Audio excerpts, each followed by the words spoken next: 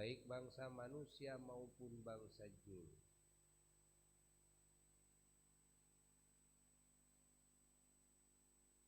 Semoga mendapatkan ampunan Allah,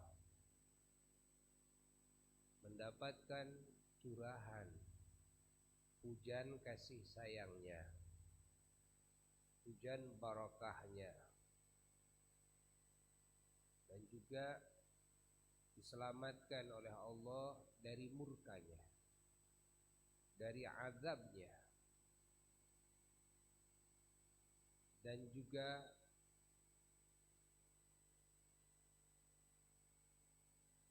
yang masih hidup oleh Allah dikasih hidayah, oleh Allah dikasih taufik, pertolongan untuk mengikuti hidayah, yakni petunjuk Allah,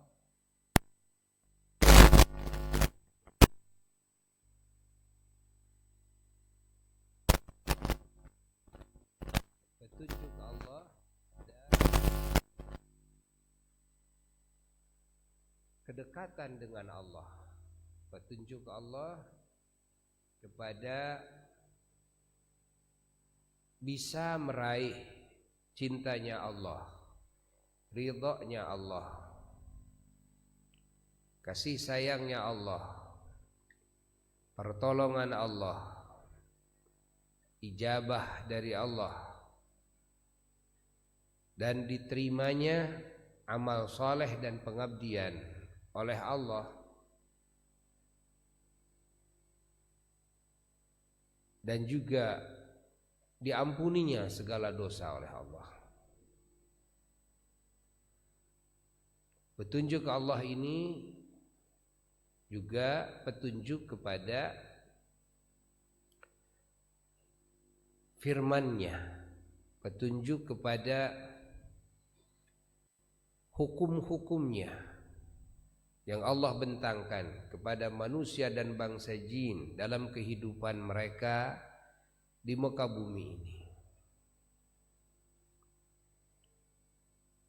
hingga bisa taat kepada aturan-aturan Allah, bisa melakukan perintah-perintahnya, bisa menjauhi larangan-larangannya. Petunjuk Allah ini petunjuk kepada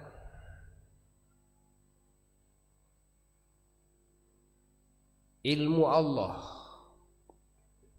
petunjuk kepada mampu mengamalkan ilmu tersebut,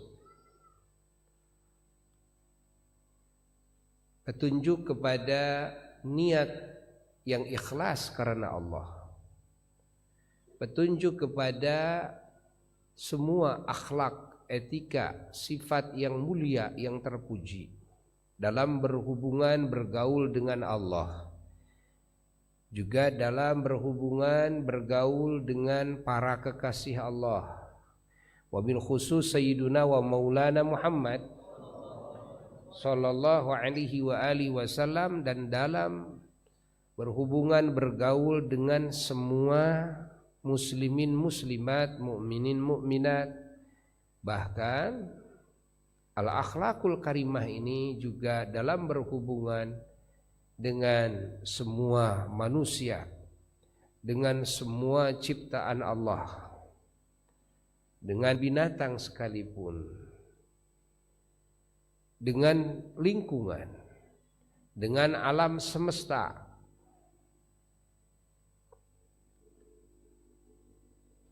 Hidayah Allah ini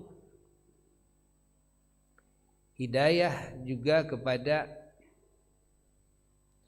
dakwah, ta'lim, tabligh, amar bil ma'ruf, nahi anil munkar bil ma'ruf. Ya, ini petunjuk Allah kepada kemampuan berdakwah, mengajak yang lain setelah mengajak dirinya, mengajak kepada Allah, seperti makna yang tadi dalam hidayah. Lalu juga tabligh, menyampaikan risalahnya Rasulullah sallallahu alaihi wasallam kepada yang lain seluas-luasnya, baik kepada mukminnya maupun kepada non mukminnya.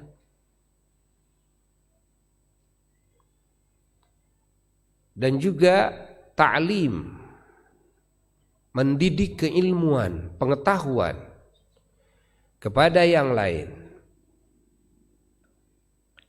Dan juga tarbiyah, menggembleng, melatih. Setelah mentarbiyah dirinya, lalu mentarbiyah yang lain. Al-aqrab fal-aqrab, dari orang-orang yang terdekat.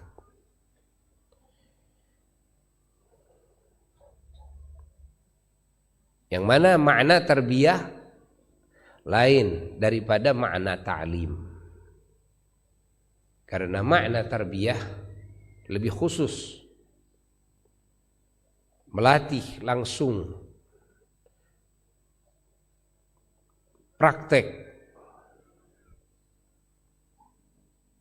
Tarbiyah bukan sekedar ilmiah, tapi tarbiyah adalah tatbik al-a'mal, menerapkan pengamalan-pengamalan, tatbik al-akhlak, menerapkan semua etika akhlak, sifat yang mulia.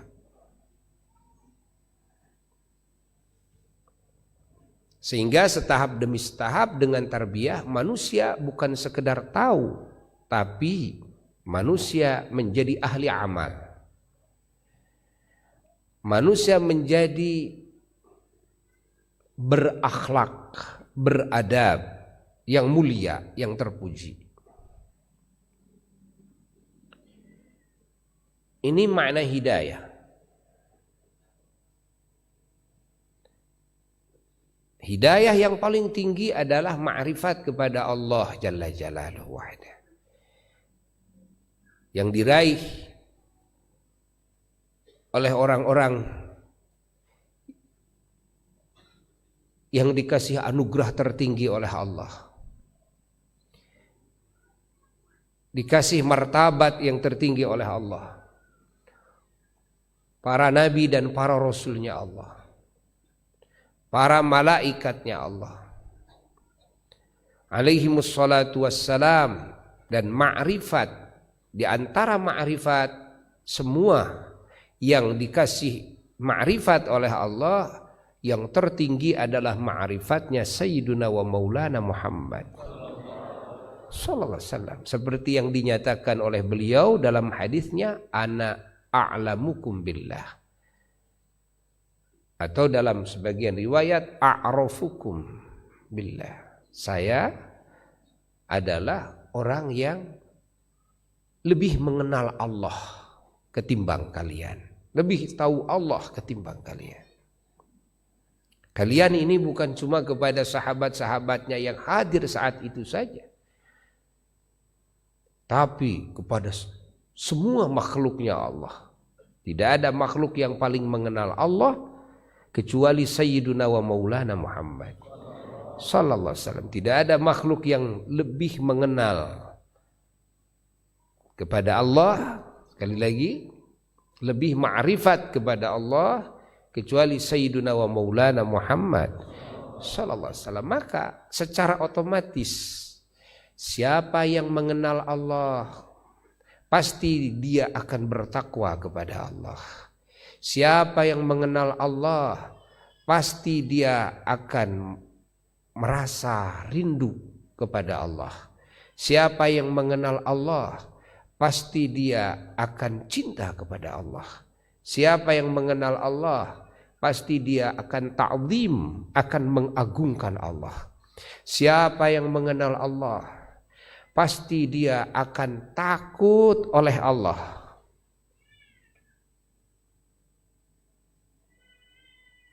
Takut oleh murkanya, takut oleh azabnya, takut diputuskan hubungan oleh Allah. antara dirinya dengan Allah. Takut diusir oleh Allah dari wilayah ridhonya, dari wilayah cintanya, dari wilayah kasih sayangnya. Ini makna takut orang-orang yang mengenal Allah. Bukan takut kehilangan dunia, bukan takut mati, bukan takut kehilangan jabatan, bukan takut kehilangan istri, kehilangan suami, kehilangan anak, lah. Tapi yang paling ditakuti kehilangan Allah. Orang yang mengenal Allah pasti dia akan lebih takut kehilangan Allah. Dalam arti kehilangan Allah bukan Allah menghilang, tapi justru putusnya hubungan dengan Allah, hilangnya iman kepada Allah, hilangnya rasa cinta ta'zim kepada Allah, diputus hubungan cinta dengan Allah, diputus hubungan keridhaan, hubungan kasih sayang, hubungan hidayah dari Allah, hubungan pertolongan dari Allah Jalla Jalaluhu. Ini yang sangat ditakuti oleh orang-orang yang mengenal Allah. Orang yang mengenal Allah pasti dia akan ingin tahu kepada cara ibadah kepada Allah, kepada hukum-hukum Allah. Pasti dia akan mengenal aturan Allah. Orang yang mengenal Allah pasti dia akan tunduk kepada aturan Allah, akan taat, takwa kepada Allah. Maka semakin lebih tinggi pengenalannya kepada Allah, akan semakin tinggi pula dalam martabat makom-makom, sifat-sifat dan sikap-sikap yang barusan disebutkan. Cintanya akan lebih, rasa takutnya akan lebih, kan? Orang yang mengenal Allah pasti akan bergantung segala sesuatunya kepada Allah. Orang yang mengenal Allah pasti hatinya akan penuh dengan syukur kepada Allah. Lisannya akan basah dengan menyebut asma Allah, dengan memuji kepada Allah, dengan bersyukur kepada Allah. Jasadnya akan rindang dengan mengamalkan berbagai amalan-amalan yang diridhoi oleh Allah. Hatinya akan penuh dengan ilmu Allah. Hatinya akan penuh dengan cahaya dan asrar dari Allah. Hatinya akan penuh dengan akhlak yang mulia. Hatinya akan penuh dengan niat-niat yang suci, yang agung.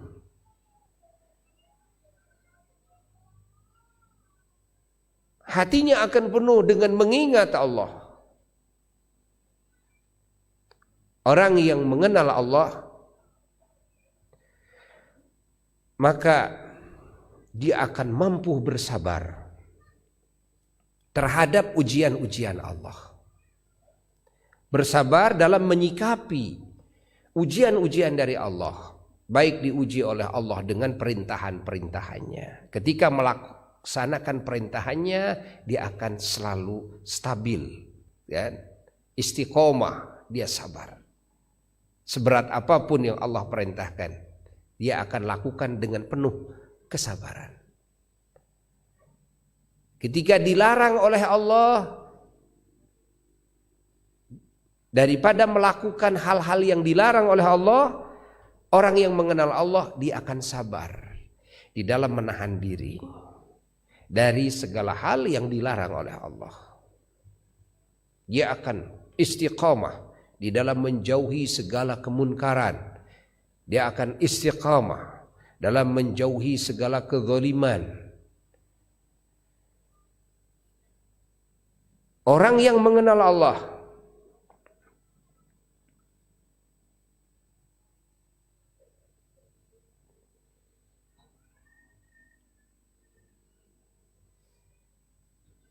Dia akan penuh dadanya dengan pengharapan kepada kasih sayang Allah. Orang yang mengenal Allah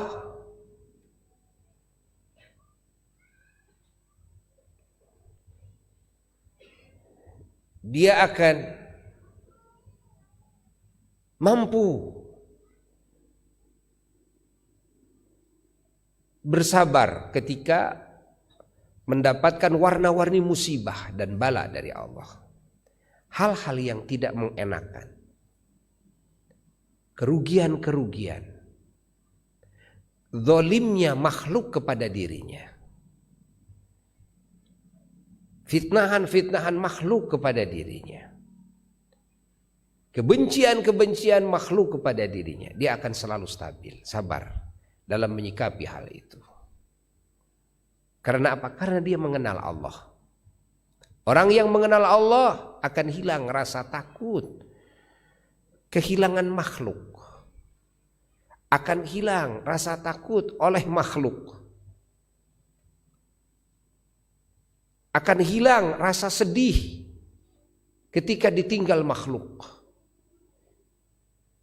ketika jauh dari makhluk. Itulah sifat-sifat orang yang mengenal Allah. Dan orang yang mengenal Allah, maka hatinya akan selalu berprasangka baik kepada Allah. Dan hatinya akan selalu berprasangka baik kepada sesama hamba Allah. Sehingga hatinya tenang. Orang yang mengenal Allah, hatinya akan selalu tenang, damai. Walaupun berjuta-juta permasalahan hidup ditumpahkan kepada hatinya, maka hatinya akan seperti daun talas ketika dihujani, diguyur oleh hujan yang lebat. Walaupun bertahun-tahun diguyurnya, tetap daun talas ini akan utuh. Daun talas ini akan kering, kan? Tidak akan terpengaruh dengan guyuran hujan walaupun bertahun-tahun hujan. Itulah hati orang-orang yang mengenal Allah. Maka pendidikan pertama para rasulnya Allah kepada umat alaihimus salatu wassalam adalah mengenal Allah. Dan pendidikan para ulama kepada umat adalah mengenal Allah. Mengenal Allah terlebih dahulu.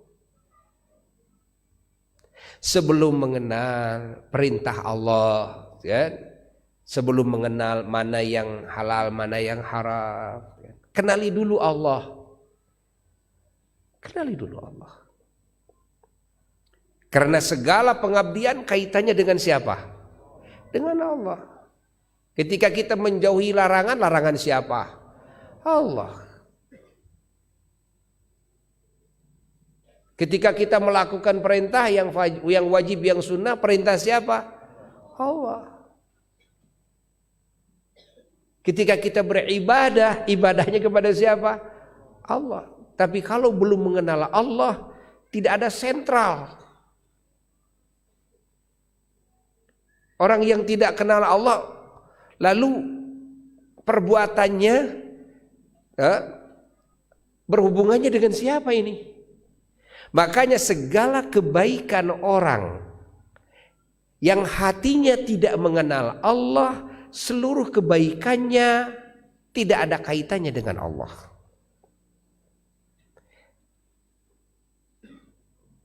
Tidak akan ada penerimaan dari Allah, tidak akan ada ganjaran dari Allah. Kenapa? Karena kepada siapa dia mengkaitkan perbuatannya.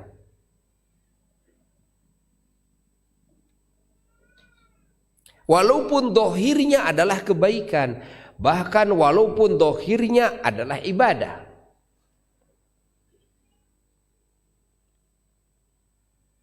Karena orang yang tidak mengenal Allah, bisa saja, mungkin saja dia melakukan ibadah secara zahir.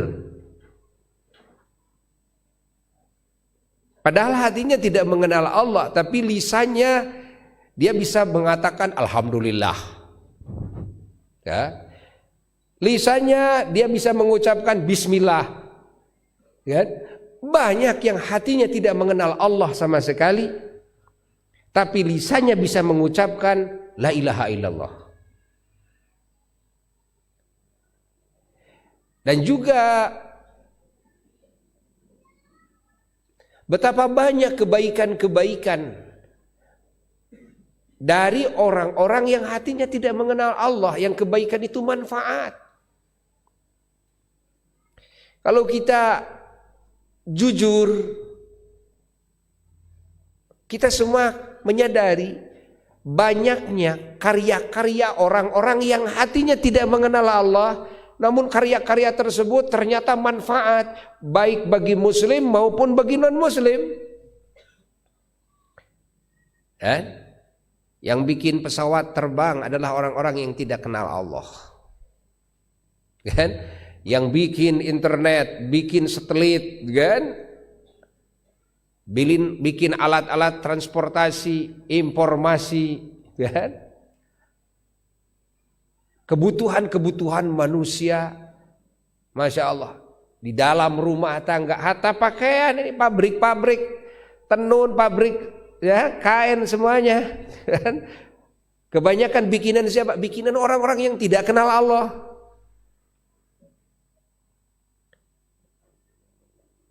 Begitu hebat karya-karyanya. Namun karena tidak mengenal Allah, apa yang diperbuat? Tidak ada kaitannya, sentralnya tidak ada. Ini berkaitan dengan siapa? Hanya berkaitan saya dengan kamu. Hanya berkaitan antara makhluk dengan makhluk. Tidak ada berkaitan antara makhluk dengan Khaliknya Jalla Jalaluhu wahdah. Karena apa? Karena tidak kenal Allah.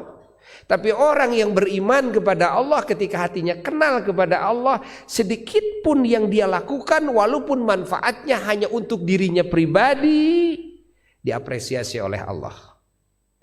Marhaba ahlan wa sahlan, diterima pengabdiannya oleh Allah. Padahal manfaatnya untuk diri pribadi. Apalagi kalau orang yang beriman bisa berkarya yang manfaat bagi banyak orang. Ini yang diisyaratkan oleh Rasulullah sallallahu alaihi wasallam. Bahwa Rasulullah sallallahu alaihi wasallam bersabda di dalam hadisnya yang masyhur, khairun nas anfa'ukum linnas. Khairun nas anfa'uhum linnas. Khairun nas anfa'uhum linnas. Sebaik-baiknya manusia. Siapa yang dimaksud ini manusia? Khairun nas ini. Ingat. Kalau menurut Allah sebaik-baiknya manusia, kalau menurut Allah, yakni indallah, adalah orang-orang yang mukmin. Anfa'uhum linnas, yang dia bisa berbuat manfaat bagi manusia yang lainnya. Ini makna daripada hadis khairun nas. Siapa an-nas? Jikalau khairun nas ini adalah khairiyah ini indallah, di sisi Allah, menurut Allah, maka mereka adalah orang yang beriman, orang yang kenal Allah. Ketika orang yang kenal Allah lalu dia berbuat hal-hal, perkara-perkara yang manfaat bagi yang lain, maka dia mendapatkan maqam khairiyah. Apa itu khairiyah? Yakni maqam keterbaikan. Kan? Maqam afdoliyah. Maqam keterunggulan. Di mana letak keterbaikan manusia? Letaknya di dalam maqam anfa'iyah. ketika dia bisa berbuat karya-karya yang lebih manfaat kepada orang-orang lain. Ingat bahwa maqam al-khairiyah adanya di maqam anfa'iyah linnas. Maka orang yang beriman yang mendapatkan maqam al-khairiyah, yakni maqam keterbaikan indallah di sisi Allah, adalah orang yang dalam hidupnya dia ada dalam maqam anfa'iyah. Artinya dia bisa berbuat hal-hal yang lebih manfaat bagi yang lain. Pembicaraannya manfaat bagi yang lain, lebih manfaat bagi yang lain. Pemikiran-pemikirannya, niat-niatnya, ucapan-ucapannya, karya tulisnya, anfa'lin nas, lebih manfaat bagi banyak orang. Allah. Ilmunya, pengetahuannya, perbuatannya apa saja, anfa'lin nas, selalu lebih manfaat bagi orang lain. Hatta doanya tidak hanya berpikir untuk dirinya sendiri, tapi orang yang ada dalam maqam khairiyah, yakni keterbaikan indallahi, di mungguh Allah, wa minallahi, dan dari Allah. Ingat, billahi oleh Allah, lillahi karena Allah. Ini adalah orang yang ada di maqam anfa'iyah.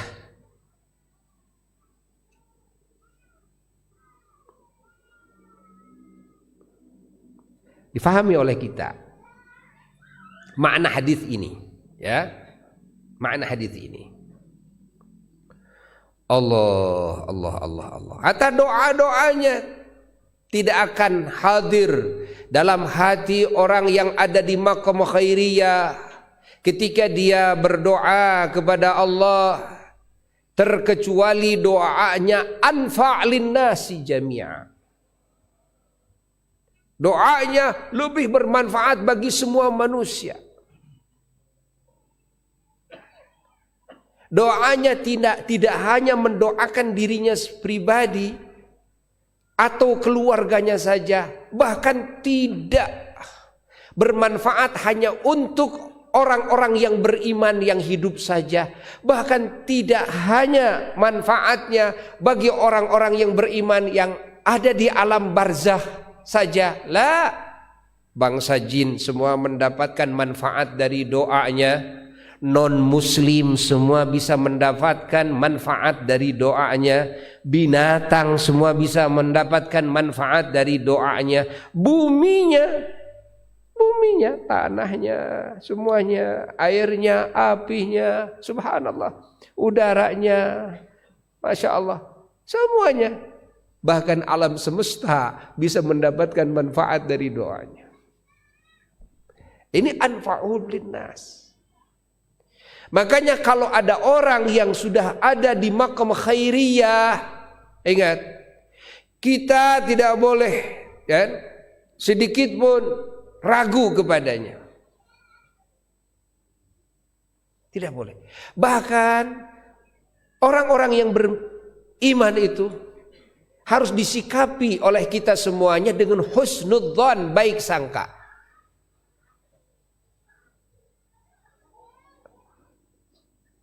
Al-Fakir pernah mendengar begini, ada perkataan begini. Ada yang berkata bahwasanya kalau berdoa itu harus dikeraskan. Kalau orang yang mengamini, orang yang berdoa yang tidak dikeraskan, tidak usah diamini. Kenapa? Karena boleh jadi doanya itu madarat bagi yang mengamini. Innalillahi wa inna ilaihi raji'un. Ingat, ini fikrah, pemikiran yang salah. Ini pemikiran yang salah. Menyikapi hamba-hamba Allah, orang-orang yang beriman kepada Allah, harus ditanamkan dalam hati kita husnudzon. Apalagi ini ulama, orang-orang soleh yang berdoanya. Ya. Amini saja, amini saja. Kenapa? Karena orang-orang yang beriman, doanya tentunya bukan hanya untuk kebaikan, keselamatan, keberuntungan, kebahagiaan, kemuliaan dirinya saja, tapi juga ingat, bagi semuanya. Bagi semuanya. Husnudzon. Apalagi menghadapi para ulama Allah. Walaupun doanya diem, ya.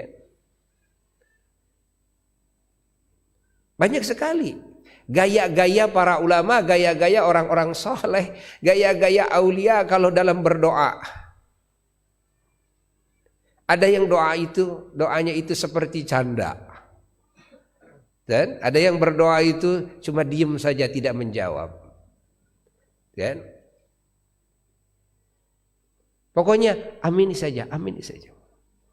Dan amini saja. Apalagi para aulia Allah, orang-orang saleh, karena mereka sudah menempati maqam al-khairiyah. Kalau al-khairiyah indan nas, bukan indallah, ini juga bisa mungkin terjadi. Dan hadis ini juga syamil, mengurung kepada al-khairiyah indan nas, bahwa khairun nas anfa'uhum linnas. Sebaik-baiknya manusia adalah manusia yang lebih bermanfaat bagi sesama manusia yang lainnya. Walaupun menurut Allah, ingat, tidak diterima amalnya karena tidak mengenal Allah, karena tidak beriman kepada Allah. Tapi indan nas, menurut manusia, ini juga orang yang terbaik. Orang yang terbaik menurut manusia adalah orang yang karya-karyanya manfaat bagi manusia yang banyak. Ingat. Tapi ini indan nas, di munggu manusia. Adapun di munggu Allah, di sisi Allah, syaratnya harus didasari dengan iman, mengenal Allah Jalla Jalaluhu wahda. Harus didasari dengan niat, kan? Harus didasari dengan ilmu, harus didasari dengan ikhlas karena Allah Jalla Jalaluhu wahda. Baru indallah dia khairun, lebih baik. Dan orang-orang yang memiliki maqam khairiyah, keterbaikan indallah, yang anfa'uhum linnas, yang segala ucapannya, perbuatannya, niatnya, Masya Allah, ilmunya, segala gerak-geriknya, doa-doanya, anfa'uhum, yang lebih manfaat bagi semua manusia. Siapa? Hum al-anbiya wal mursalun alaihimus salatu wassalam. Mereka adalah para nabi dan para rasulnya Allah alaihimus salatu wassalam. Dan di antara para nabi dan para rasul alaihimus salatu wassalam yang memiliki maqam al-khairiyah, yang memiliki maqam al-anfa'iyah, adalah Sayyiduna wa Maulana Muhammad sallallahu alaihi wa alihi wasallam, Rasulullah. Sehingga datang saksi dari Allah Jalla Jalaluhu wahda. A'udzu billahi minasyaitonir rajim. Bismillahirrahmanirrahim. Wa ma arsalnaka illa rahmatan lil alamin. Tidaklah kami mengutus engkau kecuali rahmatan, menjadi wujud rahmat, wujud kasih sayang lil alamin, yakni yang menyeluruh kepada semua alam semesta. Tidak ada wujud ciptaan Allah yang wujudnya segala suatunya, juz'iyahnya dan kulliyahnya, anfa' linnas, bahkan lil khalqi jami'a, bagi semua makhluk Allah, illa Rasulullah sallallahu alaihi wasallam, kecuali Rasulullah. Siapa yang bersaksi? Allah jalla jalaluhu wahda. Pernyataannya dari siapa? Dari Allah jalla jalaluhu wahda. Ini pernyataan Allah, yang mana pernyataan Allah itu pasti, pernyataan Allah itu benar. Beda dengan kesaksian manusia. Boleh jadi kesaksian manusia berbohong, boleh jadi kesaksian manusia menipu. Berapa banyak orang yang menyebutkan dan menggembor-gemborkan si A baik, si B baik dan sebagainya, ternyata orang yang tidak baik. Hanya gara-gara ini jagoan saya dan saya dikasih duit sama dia, dia ingin dipilih menjadi seorang pemimpin dan sebagainya, maka saya sebut baik.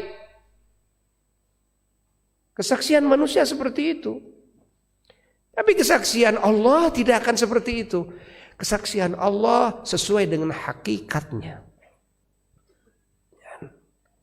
Maka setiap perkara yang disaksi oleh Allah, lalu setiap perkara yang disaksi oleh utusan-utusan Allah, kan? Lalu ditambah yang disaksi juga oleh para ulama-ulama Allah yang melihatnya dengan nur, cahaya dari Allah, ya, binurillah, kan? Para wali-wali Allah, ahlul kashfi, yang dikasih mukasyafah, ilmu kasyaf, keterbukaan kepada apa yang dirahasiakan oleh Allah Ta'ala kepada umumnya manusia, maka ketahuilah kesaksian itu adalah kesaksian yang sesuai dengan hakikatul amri, hakikatnya perkara. Ya.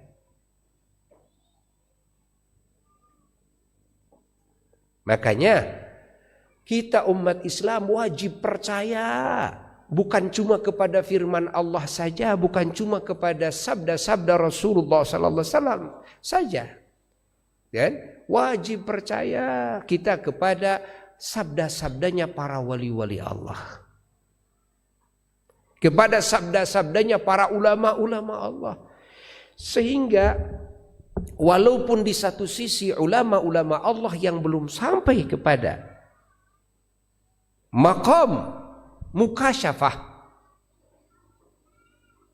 dia hanya menggunakan ilmu zahir, yang boleh jadi pengetahuan ilmu zahir ini meleset dari hakikatul amri hingga Rasulullah sallallahu alaihi wasallam memberikan jaminan, yang jaminan ini bukan semata-mata jaminan dari dirinya, tapi semata-mata jaminan dari Rabbul Alamin, bahwa ijtihadnya ulama ahli ilmu, kan, yang berijtihad terhadap sesuatu qadhiyah, ketentuan hukum, jikalau sesuai dengan hakikatul amrinya, maka dia mendapatkan 2 pahala. Jikalau meleset tidak sesuai dengan hakikatul amrinya, dia tetap mendapatkan pahala 1. Subhanallah, subhanallah. Maka kita tetap wajib percaya kepada ulama-ulama Allah, hukumnya wajib. Walaupun mungkin, kan, mungkin saja ijtihadnya meleset, walaupun mungkin ijtihadnya meleset, walaupun diikuti oleh jutaan orang, akhirnya semuanya meleset tidak sesuai dengan hakikatul amrinya, tetap semuanya mendapatkan pahala dari Allah. Allah. Itulah kedudukan ulama-ulama Allah. Ulama-ulama Allah itu kalau tepatnya dengan hakikatul amri tetap dapat 2 pahala. Kalau tidak tepatnya tetap dapat pahala. Yang namanya dapat pahala artinya Masya Allah, ridho Allah bersemayam di sana. Artinya cinta Allah bersemayam di sana. Artinya rahmat Allah bersemayam di sana. Artinya penghargaan, penghormatan dari Allah bersemayam di sana. Subhanallah.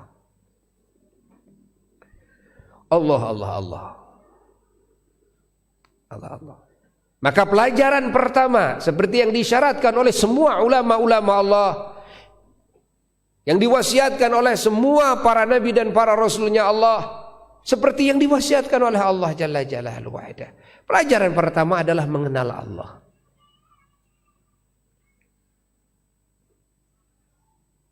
Ketika kita salah di dalam tartiban belajar, yang kita kenali cuma perintahnya Allah saja, berat kita. Berat kita. Kita harus sholat. Anak kita disuruh sholat, susah. Disuruh ngaji, susah. Disuruh baca Quran, susah. Disuruh zakat, sedekah, susah. Tapi ketika yang sesuai dengan hawa nafsunya, semua menjadi ringan. Walaupun itu berat sesungguhnya secara fisik. Berat secara fisik. Beratan mana badminton kan? Dengan sholat witir 3 rakaat. Jawab. Badminton. Beratan mana sholat duha 8 rakaat dengan main bola. Fisiknya, ini fisiknya, secara fisik beratan apa? Main bola. Allah. Tapi main bola akan terasa ringan. Dan sholat, jangankan 8 rakaat, 2 rakaat pun juga akan terasa berat. Sehingga ketika diperintah oleh orang tua, orang tua ini terasa tidak sayang sama saya, kata anaknya. Orang tua ini kok memberatkan saya. Lalu ngaji ke gurunya, guru saya ini memberatkan saya. Sehingga banyak anak-anak yang kabur daripada orang tuanya. Banyak anak-anak yang kabur ingin keluar dari pesantrennya. Tidak mau ngaji. Padahal ini orang sudah dikenalkan kepada agama. Ingat, yang harus pertama dikenalkan manusia itu bukan kepada agama. Tartiban pengetahuan manusia yang harus pertama ditanamkan dalam hatinya adalah mengenal zat yang memiliki agama.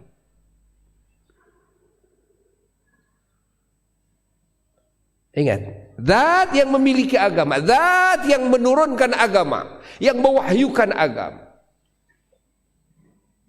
Yakni Allah Jalla Jalaluhu wahdah. Maka seringkali Buya sebutkan kepada para jamaah, hatta di sini dan dimanapun juga, kepada para muallim-muallim, bahwa anak didik kita itu pertama-tama terus kenalkan kepada Allah. Terus ceritakan tentang Allah. Siapa Allah? Jangan dianggap Allah itu cuma nama. Siapa Allah? Ingat. Jangan hanya diyakini dia Tuhan. Tapi keyakinan ini tidak mengarah kepada Allah Jalla Jalaluhu wahdah. Tidak berpusat kepada Allah Jalla Jalaluhu wahdah. Pengetahuannya ada di hati, tapi tetap tidak bisa berpusat kepada Allah Jalla Jalaluhu wahdah. Kenalkan. Karena cintanya manusia dan ta'zimnya hati manusia kepada sesuatu, tidak mungkin itu terjadi kecuali sudah mengenal kepada kelebihan sesuatu tersebut, kepada keunggulan sesuatu tersebut. Walaupun kelebihannya hal-hal sepele, orang bisa ngotak-ngatik bola, karena dianggap ini punya kelebihan, orang jadi senang pada dia. Orang bisa nyanyi karena dia dianggap ini kelebihan, yang lain nggak bisa, itu kan? Ada kelebihan. Akhirnya dia jadi seneng kepada orang tersebut. Dan orang bisa sulap saja, ini dianggap kelebihan, jadi seneng kepada tukang sulap. Itu kan? Apa saja yang disebut kelebihan-kelebihan. Nah, hati ini akan tertarik dengan magnet kelebihan. Kelebihannya, keunggulannya ini akan tertarik dengan magnet kelebihan. Apalagi jika hati ini mengenal kepada kesempurnaan. Kalau hati ini sudah mengenal kepada kesempurnaan, maka tidak akan ada ruang dalam hati sedikit pun untuk tidak cinta, untuk tidak ta'zim, tidak mengagungkan, untuk tidak percaya, dan untuk tidak tawakal, untuk tidak bergantung kepadanya. Pahami? Kenapa masih ada ruang di dalam hati? Ingat, kepada selain Allah, hingga kepada Allah juga tawakal, kepada selain Allah juga tawakal. Pada duit tawakal, pada kecerdasan tawakal, pada jabatan tawakal, kan? Pada suami tawakal, istri tawakal, kepada orang tua, kepada bos tawakal. Kenapa masih bisa ada dua seperti itu di dalam hati ini? Kan? Kenapa masih ada ruang? Begitu juga dalam hal-hal yang lain. Nah, dikarenakan pengenalan kepada kesempurnaan Allahnya ini yang belum sampai ke sana. Belum sampai ke sana.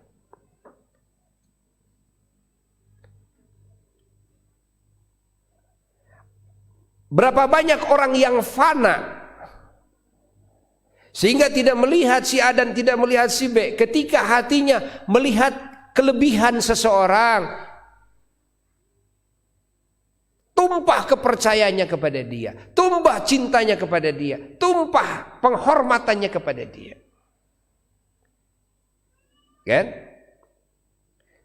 Laki-laki yang terpelet oleh wanita, wanita yang terperet oleh laki-laki hingga fana dia. Tidak menggubris si A, tidak menggubris si B, tidak melihat bagaimana nantinya dan sebagainya. Pokoknya tidak terbayang dan semuanya tidak terbayang, gelap semuanya. Karena hatinya melihat keunggulan ini. Ya. Dan setiap kelebihan oleh Allah sudah ditakdirkan di dalam jiwa makhluknya. Apa? Hub, rasa cinta terhadap kelebihan itu. Kan? Ada rasa cinta terhadap kelebihan itu. Kepada hal yang indah-indah. Kan? Apalagi kepada yang sempurna. Maka secara kolektif kita akan bisa mengetahui di mana kadar iman kita kepada Allah, di mana kadar pengetahuan kita kepada Allah. Kita akan bisa mengetahui. Ketika kita merasakan sholat berat, ketika kita merasakan kok ngaji berat, perintah Allah terasanya berat. Tapi ketika main bola kok ringan. Dengan nonton bola kok ringan, padahal sama-sama yang digunakan nonton ini mata yang ini, kan? Yang digunakan untuk mendengarkan suara orang berbicara dan musik telinga yang ini. Tapi kita diperlihatkan kepada Quran, diperdengarkan kepada Quran, diperdengarkan kepada nasihat-nasihat Allah lewat lisan-lisan ulama, itu kan? Rasanya berat sekali. Akhirnya konsep hidupnya kalau kepada ibadah kepada Allah, kalau menurut orang Sunda, itu kan, konsep hidupnya seperti ini, kan?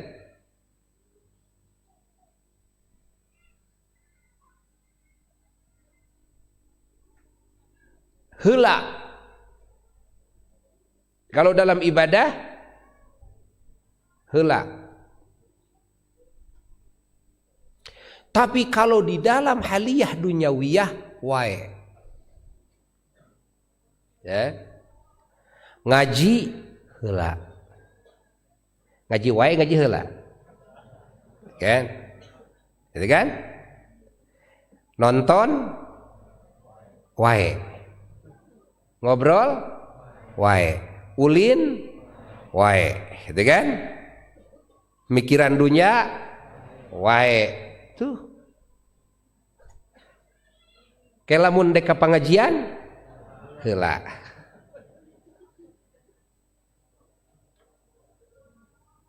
Ini konsep hidupnya seperti itu. Padahal seharusnya kalau betul-betul mengenal Allah, Zat yang maha sempurna, mengenal Sayyiduna wa Maulana Rasulullah Sallallahu alaihi wasallam, makhluk yang paling disempurnakan oleh Allah dari makhluk-makhluk yang lainnya, kan? Dalam kesempurnaan kemakhlukan, ingat bahwa sempurna ini ada sempurna, kan? Khalik Jalla Jalaluhu wahda, ada sempurna makhluk. Jangan dianggap bahwa kesempurnaan makhluk ini Sayyidina wa Maulana Muhammad sallallahu alaihi wasallam disamakan dengan makna kesempurnaan Khalik Jalla Jalaluhu wahda. La, tidak. Ya. Tapi kesempurnaan makhluk adalah kesempurnaan dalam kemakhlukan. Tetap dibatas di wilayah kemakhlukan. Tidak ada makhluk yang paling sempurna kecuali Sayyidina wa Maulana Muhammad Sallallahu alaihi wasallam. Kalau kita tahu kepada kesempurnaan Sayyidina wa Maulana Muhammad Sallallahu alaihi wasallam, maka pasti hati ini akan mencintainya dan mengagungkannya kepadanya. Kan penuh dada ini dengan kerinduan kepadanya. Nah, kenapa dalam ibadah, dalam ketaatan kepada Allah dan Rasulullah sallallahu alaihi wasallam, dalam mengikuti akhlak Rasulullah sallallahu alaihi wasallam, dalam mengikuti sunnah-sunnah Rasulullah sallallahu alaihi wasallam, kok konsepnya heula? Kalau istilah bahasa Indonesia, dulu gitu kan? Dulu. Ngaji dulu, salat dulu. Kalau wae apa? Dalam bahasa Indonesia wae apa tuh? Ya. Terus ngobrol terus, gitu kan? Ulin terus, nonton terus. Nanti kalau mau baca Quran sekarang dulu, gitu kan? Ya.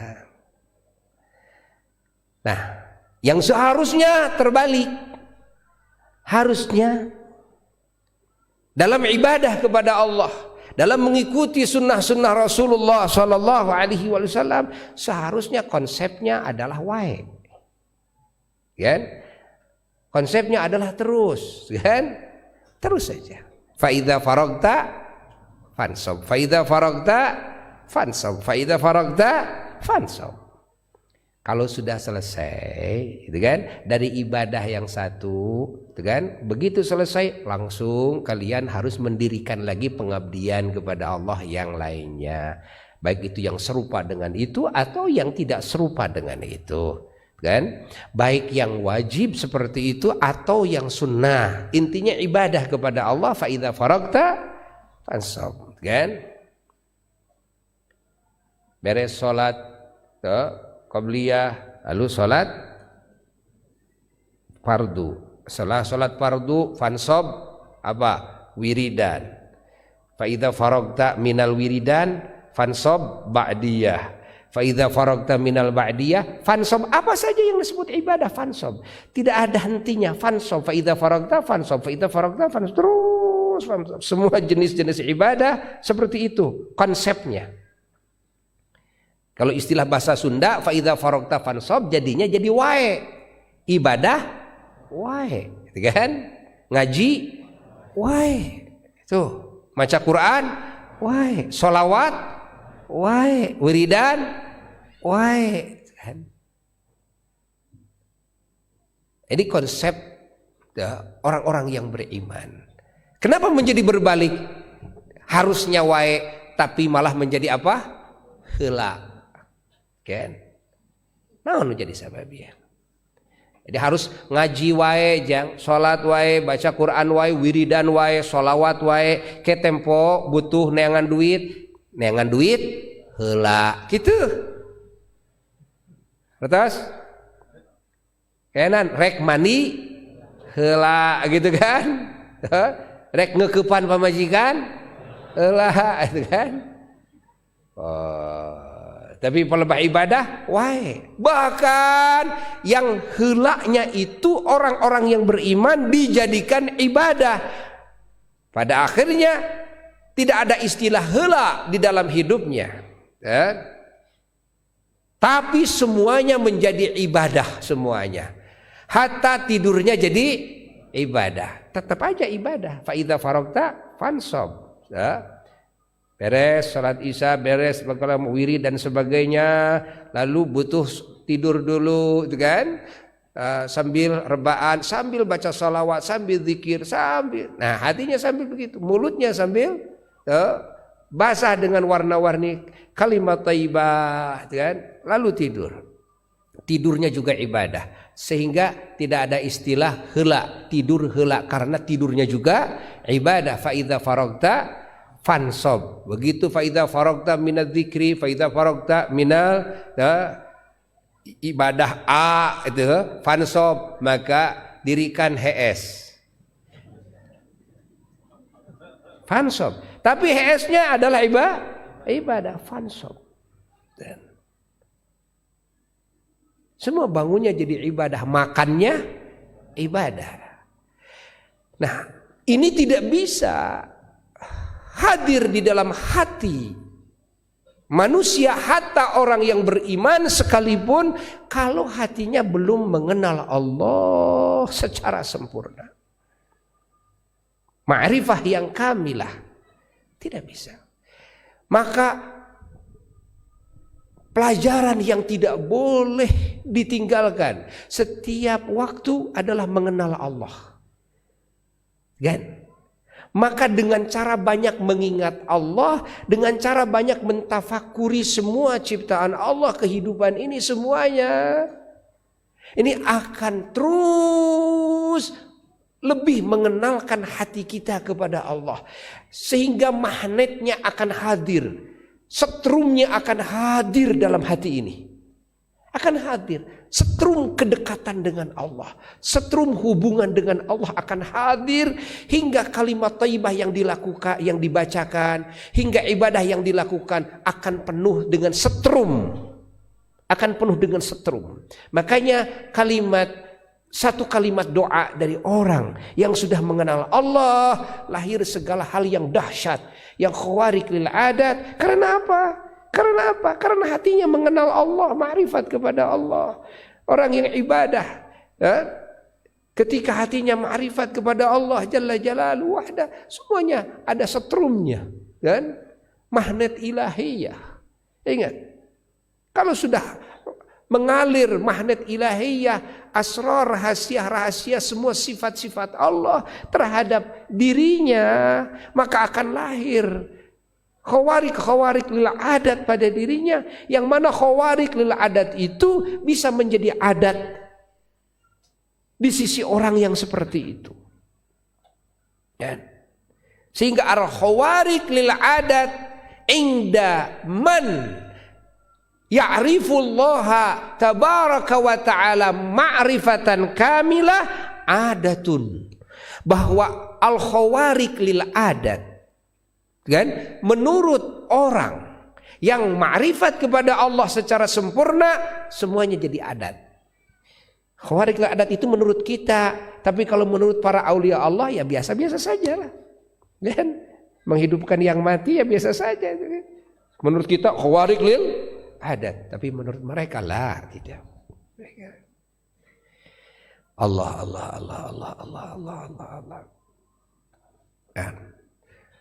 La ilaha illallah. Maka ya, usahakan terus mengingat kepada Allah setiap detik dan menit. ketika kita berdiri, qiyaman, ketika kita duduk, wa qu'udan, ketika kita berbaring, wa ala junubikum. Terus mengingat Allah. Terus mentafakuri ciptaan-ciptaan Allah. Di mana hati banyak mengingat Allah, di mana hati banyak mentafakuri ciptaan Allah, maka hati akan semakin mengenal Allah. Nah, ketika hati semakin mengenal Allah akan berpengaruh kepada nikmatnya ibadah. Salat jadi nikmat, cari ilmu jadi nikmat, berkorban berjuang di jalan Allah jadi nikmat. Hatta cita-citanya mati di jalan Allah, bayangkan matinya di jalan Allah menjadi nikmat. Sedekah jariyah bermiliar-miliar, merasa haus terus ingin menjadi ahli sedekah, menjadi nikmat sedekahnya. Masya Allah. Bangun malam, ruku dan sujud, menangis kepada Allah, nikmat. Curhat kepada Allah, nikmat. Segala hal ibadahnya nikmat. Dan terbalik bahwa ghaflah, lupa dari Allah itu suatu hal yang tabu, yang sangat ditakuti. Lupa dari Allah itu akan dianggap suatu kekejian yang luar biasa, suatu kejahatan. Ingat, orang yang hatinya sudah mengenal Allah Jalla Jalaluhu ada, perasaannya akan seperti itu. Jangankan maksiat kepada Allah, lupa dari Allah sejenak saja akan dianggap oleh dirinya ini suatu kejahatan yang besar. Su'ul adab. Su'ul adab. Kan? Apalagi kepada maksiat kepada Allah Jalla Jalaluhu wahda yang